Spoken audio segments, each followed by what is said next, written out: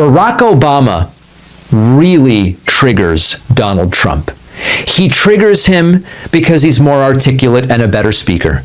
He triggers him because he's more athletic and more fit.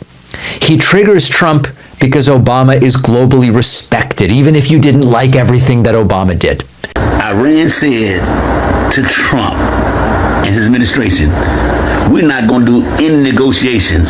We'll only talk to Barack Obama.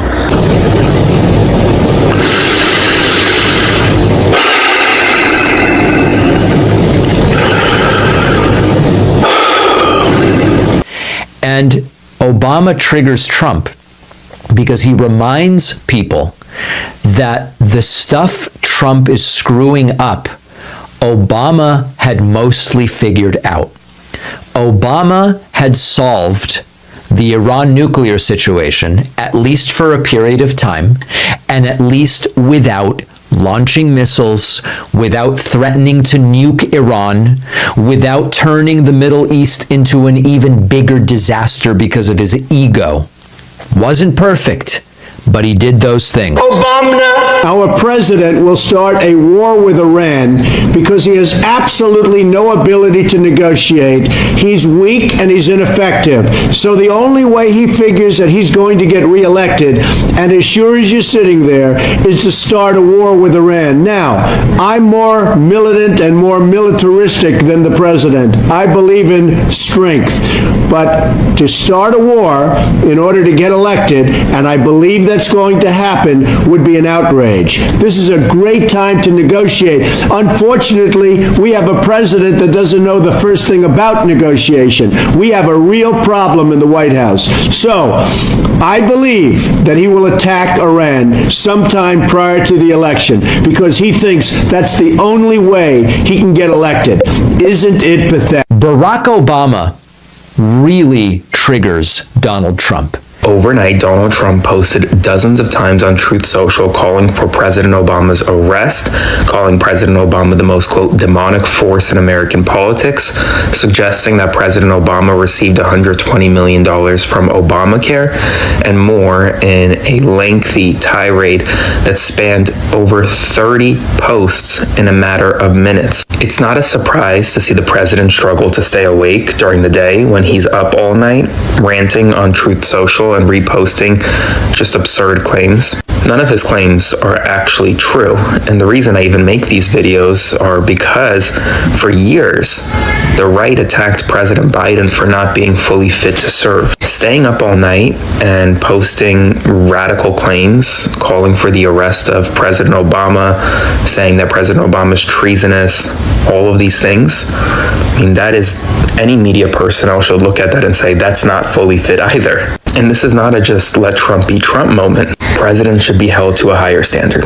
I were named Obama, I would have had the Nobel Prize given in 10 seconds. He got the Nobel Prize. He didn't even know what the hell he got it for. Remember, he got elected. Well, so did I.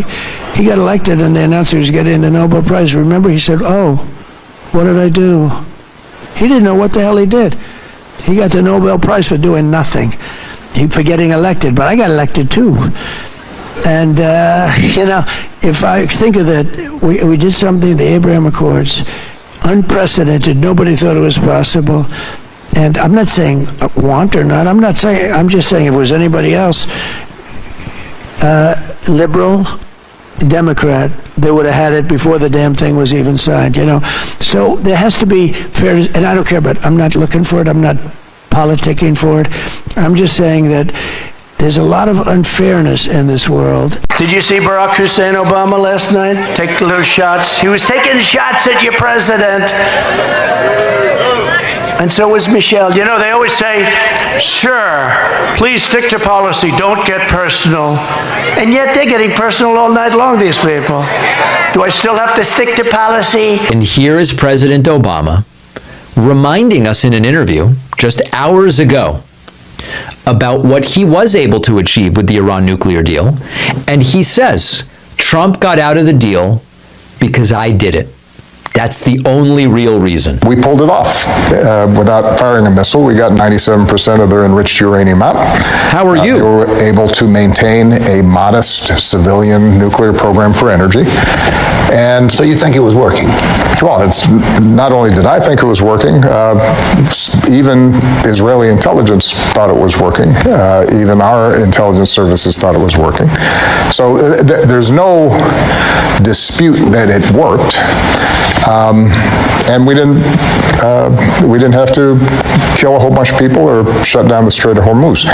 Now, Well, there was some dispute that it didn't work. Well, our present president believed that it didn't work, which is why he pulled out of it. It's not clear that he didn't believe that it didn't work. He just said it didn't work. Worst deal of all Yeah, time. because I did it, which is fine. That seems to be a pattern. But there was no serious independent folks who would say that it didn't work with respect to the nuclear program. Now, if your agenda was to bring about regime change in Iran, well, that wasn't the goal of the agreement. If your goal was to dismantle the Iranian military so that it couldn't cause any other problems in the region, then it didn't do that, but that wasn't the goal. Obama really gets to the heart of how Trump does this stuff, which is Obama's name was on the deal. That's really all that I need to know. And that is so important right now because Obama is talking about the Iran nuclear deal, which Trump doesn't want anyone to remember was basically working. Iran agreed to massively reduce its enriched uranium stockpile, dismantle centrifuges, accept international inspections, and all the information we have is that up until the point that Donald Trump said, I'm getting out of this, Iran was doing it. Doesn't make the theocratic regime of Iran something that I look up to or respect. Doesn't make Iran a country whose foreign policy ambitions I am aligned with. But according to international inspectors and our own intelligence services, Iran was complying with the agreement. It was working as intended. It wasn't intended to do regime change. It wasn't necessarily perfect. Every single agreement like this has some trade-offs, of course, otherwise both parties wouldn't agree to engage in it. But it was containing the nuclear program. And then Trump comes in and destroys it.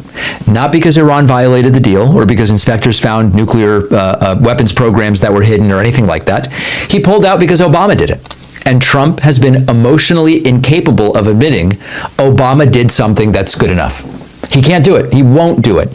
And the Iran deal was especially triggering to Donald Trump because it represented the kind of leadership Trump wishes he could engage in, that he could participate in. And it requires diplomacy and some patience, and it involves allies and respecting other people and acknowledging that you may not be the most knowledgeable person in the room. Trump can't do any of that stuff. He wants TV moments, dramatic threats. I'm out of the deal. Now we're going to unleash hell upon them. And so Trump pulls the U.S. out of that deal in 2018, says we're going to get a better deal. Instead, what we get is, going now to the second term, bombing Iran in June of 2025. And then now going into a war. And what is Trump trying to get now? The best Trump can hope to do is to get back into the nuclear deal that looks almost exactly like what Barack Obama was involved in. And in fact, if you read about the negotiations that have been taking place, it seems that the best case scenario realistically is that whatever is put back in place isn't even as strong as what Barack Obama had in place. Trump destroyed the deal, made the region more dangerous, and now he is saying we're trying to get a deal where they make agreements on nuclear and agreements on Strait of Hormuz. And we had that. We had that deal. And you said it wasn't good enough. And now you're going to put in place a deal that isn't even as strong. So Barack Obama's correct. He is getting to the core of this. It's that it had Obama's name on it that Trump didn't like. Obama did it, so Trump hated it. And that's really all that this is about. And I don't think I have to tell you that this is indicative of an individual so constitutionally, I mean, not like the capital C Constitution, as an individual, the makeup of Trump is so poorly suited to the office of the presidency that it's hard to think of a worse person. Maybe JD, right? We don't know what he would be like as president, but Trump is pretty high up on the list of the last people in the world you would want to be president of the United States. Trump always makes fun of Obama for giving Iran the $1.7 billion of cash as part of the JCPOA deal. But the funny thing is that Trump has given Iran $5 billion because of this war. But before I go into explaining that $1.7 billion isn't something that the U.S. gave to Iran. It's Iran's money.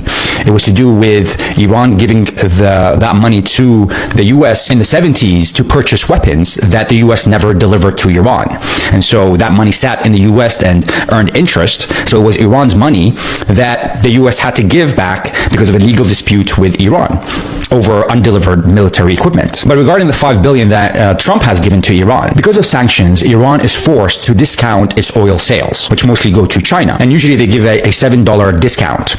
But because of this war, and Scott Bessent's idea of let's unsanction the Iranian oil on the sea to reduce the pressure of oil price, Iran was able to sell that oil at a $1 premium to the market. So it went from $7 discount to a $1 premium. So that's an $8 increase in the price of oil. There was about 150 million barrels of oil on the sea, Iranian oil. And so just that one move resulted in Iran earning $1.2 billion. But on top of that, because of this war, oil prices have gone up, and they've gone up by nearly $27. So $27 times the 150 million barrels of oil that was already on the sea is more than $4 billion. So, add that 1.2 billion to the 4 billion, you get $5.2 billion. That was essentially given to Iran by the U.S. because of this war, indirectly. So it's hilarious that he always brings that 1.7 billion, where because of his actions, it resulted in more than $5 billion given to Iran, that they would generate more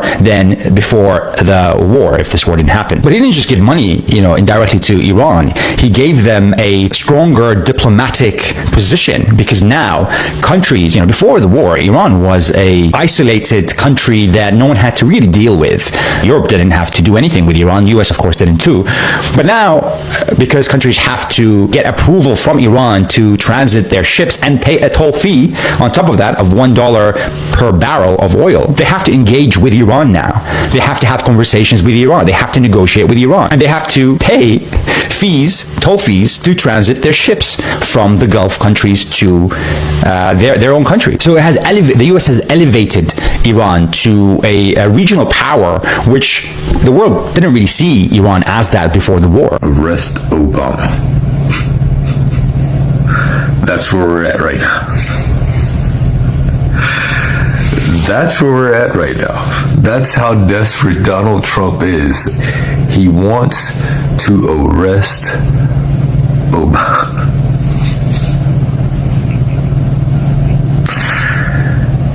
Oh my goodness gracious, this dude is just grasping at all the straws that he could possibly grasp at to keep the attention off himself, to try to deflect and point to anybody else but himself and his fuck-ups. He spent all these years talking about how Russia was a hoax. And now he wants to focus on that and say, arrest Obama.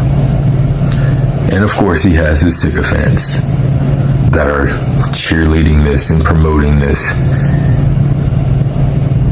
But this is where we're at.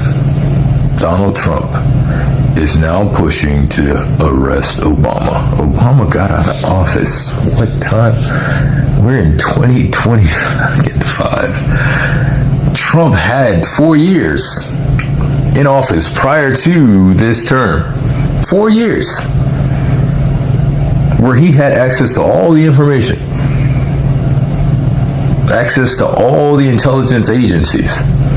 But now in the year 2025, he wants to really push for arresting Obama. I wonder why. Are they gonna arrest Obama? I can see the headlines now. Trump, truth. to arrest Obama, and they do.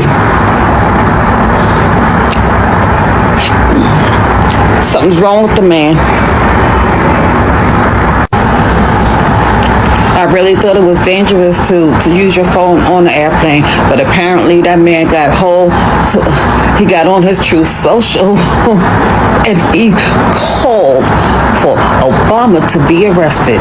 Now you know what happened the last time when he got on his Truth Social and expressed who he wanted arrested. And they try to make it happen, old Pam Bondi. So I just wonder, will this Todd Blanche, will he do the same? I've been noticing for years that the Trump cult is absolutely obsessed with Barack Obama. So I decided to do some research to try and find out why the MAGA cult is so obsessed with Obama. Barack Obama has not been president for 10 years, and MAGA can't stop talking about him. They're literally obsessed with the man. They try and blame him for things that are happening today. That's not random. There's a psychological reason for that, although it seems a little creepy. Here are the 4 reasons the Trump cult is obsessed with President Obama. 1. The psychological wage of whiteness. In 1935, sociologist W.E.B. Du Bois at Atlanta University studied poor white Americans. White Americans, even the poor ones with no money and no power, felt superior to black Americans. Not because they earned it, but because for 250 years the entire system told them they were superior to black people. The law said it, the church said it, the culture said it. Du Bois called it the psychological wage of whiteness. This is a status payment people collect just for being white, a floor that white people couldn't fall beneath. Then Barack Obama became president. He occupied the highest status role in the country. That destroyed the floor. And when a status floor breaks, people don't quietly adjust. They backlash. Obama didn't just win an election. He took something they didn't even know they were depending on. They didn't earn this special status, but they thought it was stolen when Barack Obama got elected. And they've been trying to take it back ever since. 2.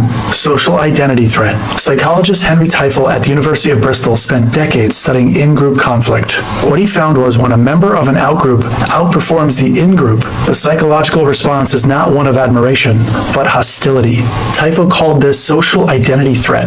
A failed black president would have confirmed the Trump cult's worldview, but Obama being polished, competent, scandal-free, and widely respected by world leaders made it impossible to call him incompetent.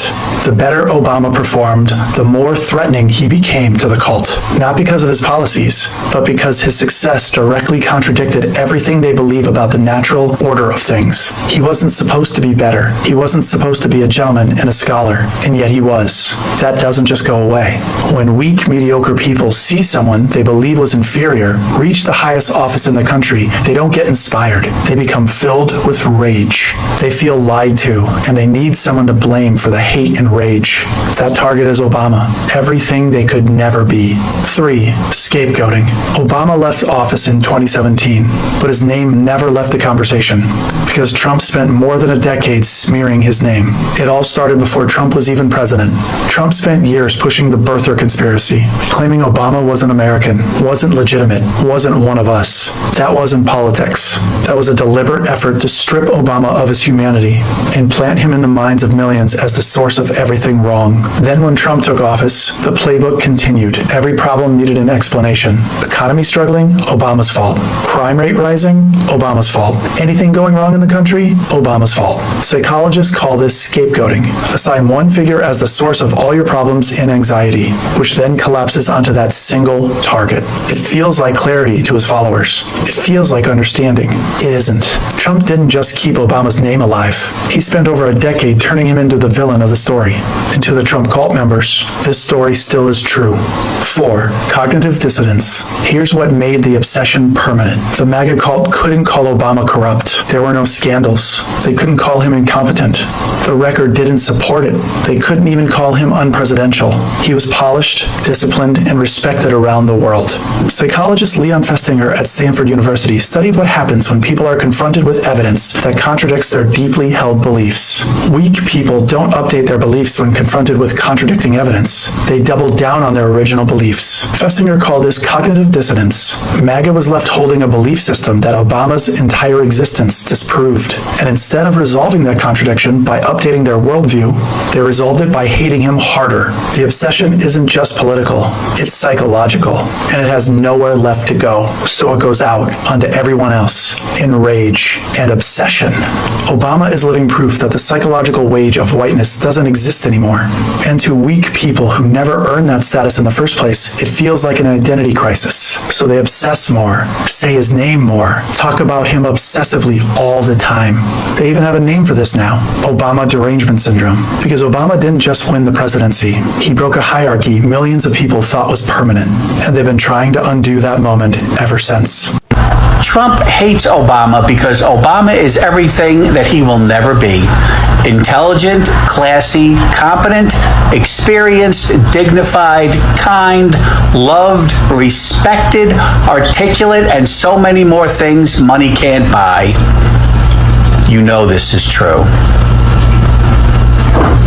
The kicker, which really wasn't the kicker because we already know. I go and say that the only reason Trump has a problem with Barack Obama, he blatantly said because he's black, because he went to Harvard, because he's educated. Those are all the things that Donald Trump despises. I guess a black educated man becoming president just gets up under his skin in a way that just makes him react and lash out. He says that Trump didn't even believe the birther claims. He said he just liked the response. He never thought Obama was not born here, but he liked the response that he was getting from it. So he enjoyed the racist activity that went around his statement. Y'all gonna quit trying to convince me that Trump ain't racist. Say, now, child, this is something here. So sad. Our good black skin just be making people get upset. For what? For what? We ain't upset at y'all skin. Live in your skin. It's beautiful. And so is mine. Look at that shimmer, that lighting. Oh yes. This is not about you right now, but you know when the light hit the melanin. It doesn't matter who you are, or where you come from, or what you look like, or where you love. It doesn't matter whether you're black or white, or Hispanic, or Asian, or Native American, or young or old, or rich or poor, able, disabled, gay or straight. You can make it here in America if you're willing to try.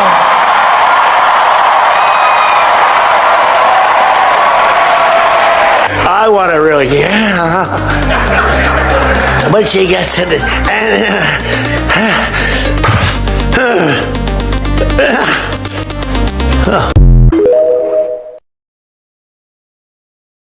I will admit it's worse than even I expected, but I did warn y'all. I did. You can run the tape. In Donald Trump's mind, the military does not exist to serve the Constitution or the American people. Like everything else, he thinks the military exists to do his bidding. And he has said that if he's elected, he'll use the military to go after, quote, the enemy within, which he seems to define as anybody who criticizes him. Trump's other big idea is to slap a tariff on everything from food to TVs. Now, almost every economist who has looked at this idea says that won't lower prices, that makes prices higher. Donald Trump's former chief of staff said that Trump told him he wanted his generals to be like Hitler's generals. Now, in politics, a good rule of thumb is don't say you want to do anything like Hitler. But it gives you a window into how Donald Trump thinks. Donald Trump wants us to think that this country is hopelessly divided between us and them, between the quote-unquote real Americans who support him and the outsiders who don't. Donald Trump sees power as nothing more than it means to his ends. He wants the middle class to pay the price for another huge tax cut that would mostly help him. Now, if you challenge Trump on his concepts, he will fall back on one answer. This is blanket answer for everything. Blame immigrants. He wants you to believe that if you let him round up whoever he wants, ship them all out, put together these big detention camps, your problems will be solved. Bluster and bumbling and chaos. We have seen that movie before, and we all know that the sequel is usually worse. So guys, the war between Barack Obama and, let me just say the Obamas and the Trump family goes on, yeah? And you have watched a video in the past. I made a video yesterday about Michelle Obama and the fight between Michelle and Melania Trump. and you loved that video so much. You left a lot of comments. You guys were happy about it. If you have not watched that video, you're missing out on a lot of stuff. Go there and watch that video. It's should be the most recent before this one, so go watch that video, guys. Now we're talking today about Trump and Obama. Now these two people have been presidents for the United States for 2 years each, for 2 terms each, I mean, sorry. And they have done their work, they say, the way that they knew how. And the fact that Obama was loved, worldly acclaimed and respected has been a big trigger to Obama, to Trump. You know, President Trump is unable to swallow that. You know, he's unable to take it in that people actually think or know that he is less than Obama. And he has tried to compete with Obama, you know, in a lot of things. The world loves Obama. There are many people, you know, we're not talking about America alone. We're talking about America, we're talking about Africa, we're talking about the other continents alike. We're talking about China, we're talking about Iran. And most recently, if you have been following my channel and the videos that I do, you do realize that there's a time we have done a video where Iran was actually sending a message to America, and they were saying that if they are to stop the war, if they are to have any discussions or negotiations with a president, an American president, they're not going to talk to President Trump. They're going to be talking to Obama. And they said that specifically, that they are only going to speak to Obama if it is to have negotiations on the case of war that is going on. Now that you do not expect that it will not trigger President Trump. It definitely did, and he has been unable to just keep it to himself.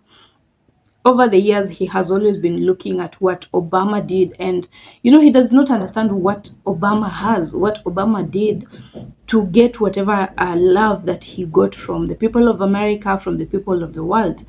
You know, he was a diligent man. Obama was this calm person, collected, and being calm does not mean that he did not know what he was doing. Obama is a very intelligent man, and you can all agree to that. He is the epitome of black excellence. He has outdone a lot of presidents in the past. And the work that he has put into America and making America great has been, you know, a cause for alarm for President Trump, because instead of him just doing his work and, you know, doing his best, because practically that's the best that you can do, just do your best. Make sure that if you are able to do something, just do it. If the people of America expect you to do something for them, just make sure that you're doing that. Now, that is all the work that he had to do. But President Trump has failed terribly. And all the while, he's just about competing and, you know, trying to compare himself to Obama. And he keeps talking about it, by the way, openly. He recently asked about the Nobel Prize, the Peace Prize. And I wonder how he expects to win a peace prize, guys. You know, we are not talking about a prize for growing fat or, you know, we're talking about a whole peace prize. I do not know how he expects to win that.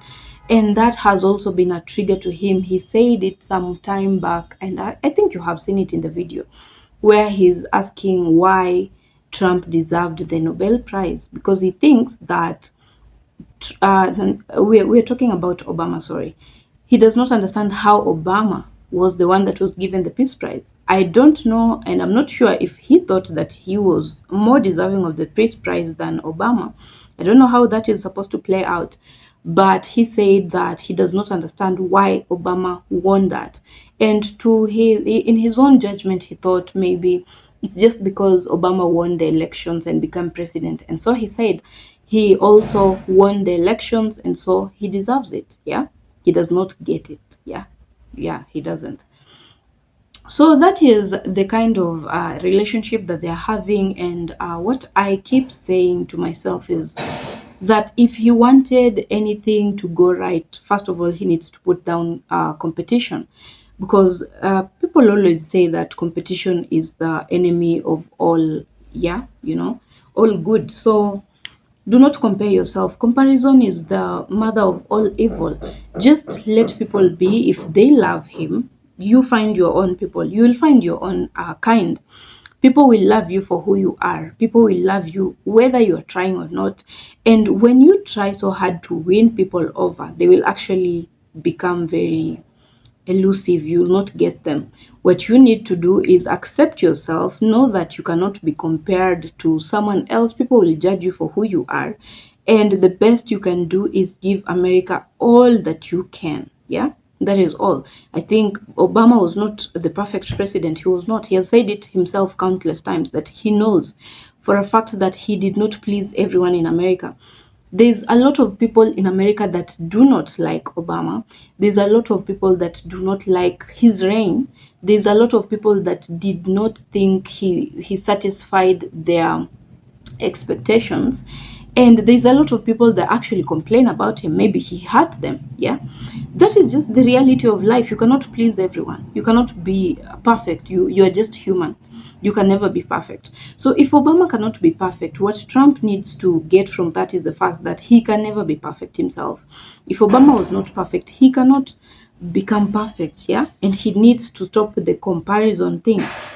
You know, it's the thief of all joy if you keep comparing yourself to someone, because now instead of concentrating on making America great, you're busy comparing yourself to Obama. You know, you're losing sleep, lacking sleep, and going out there in the middle of the night posting 50 plus posts about your that's not even your opponent. That is not someone that is fighting you. Obama is not fighting Trump. Obama is busy enjoying his holiday, his retirement. He's just, you know, about his own life, his family, and resting. Yeah, but that is making Trump to lose sleep. Yeah, he's unable to just get over the fact that he can never be Obama. You know, there's also this element of him trying to be Obama. You cannot be Obama, you're Trump.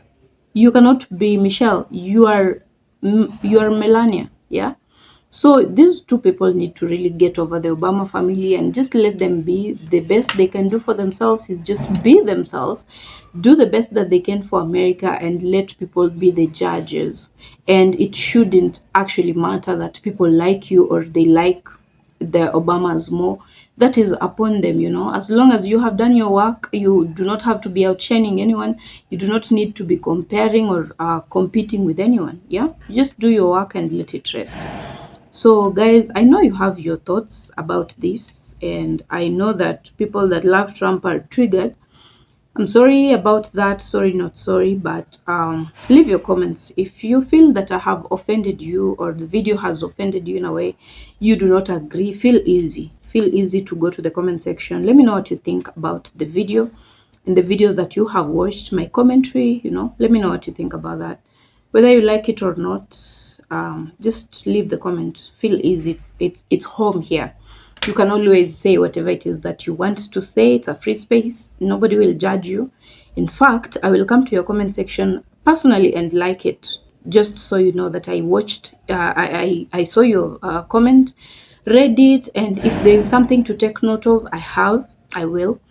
And yeah, that is basically what we do over here. Now guys, if you're watching me for the first time, if you have never been to this channel before, if you've never seen this face in your entire life, my name is Furaha, and I'm so happy to have you on my channel today. Super delighted to have you over here, and I'm glad that you stopped by and watched to this end. I'm kindly requesting you to subscribe to my channel, be part of this amazing family. We have a beautiful community of people over here that are not necessarily black people, not necessarily people that love Trump, not necessarily people that love black people.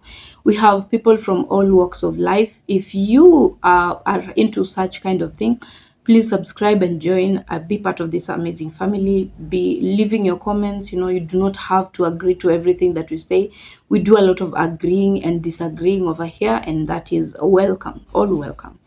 So, and returning subscribers, thank you so much guys. Thank you so much my people for the support, for always sharing my videos, liking them, leaving comments, giving me a super thanks, you know, all that. You have been doing amazing for the past 2 months that we have been together, and I really appreciate each and every one of you for the you know, the support in whatever way. Now guys, I will leave it at that. I hope that you enjoyed this video, and there's a lot more videos for you, so you can go to my channel and just watch the rest of the videos. Guys, I will see you on my next video, and remember to be kind to yourself. Be kinder to yourself today. I'll see you on my next one. Bye for now.